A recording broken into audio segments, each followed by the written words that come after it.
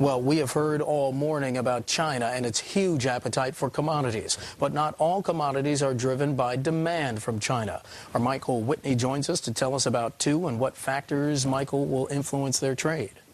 Hi there, Mark. We're talking about orange juice and we're talking about coffee. China is a nation of tea drinkers. Therefore, coffee is not really affected by the demand from China. Well, what happens here? What affects the story? The story is all about the weather. And you can see in this chart, it's quite interesting to see because it really tells the story of the weather. We saw this huge run-up in May. That was due to fears of frost in Brazil and actual frost in Colombia that limited the crop there.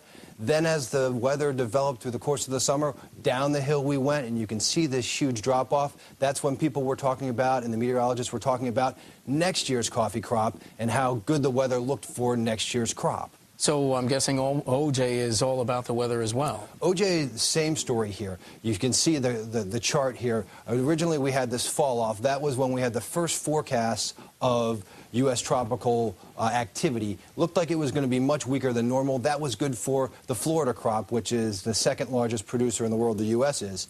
As sort of the weather went through, people started to focus on a different weather phenomenon, and that was bad weather in Brazil, and then you can see that rise go right back up the other direction. And, Michael, any other commodities that have little exposure to China? Well, the two most obvious ones, nat gas, that's really a domestic phenomenon, looking at U.S. weather and then U.S. nat gas reserves. The other one is cocoa. I mean, China and India, they just don't eat a whole lot of cocoa. Michael Whitney joining us on the Commodities Beat. Michael, thanks.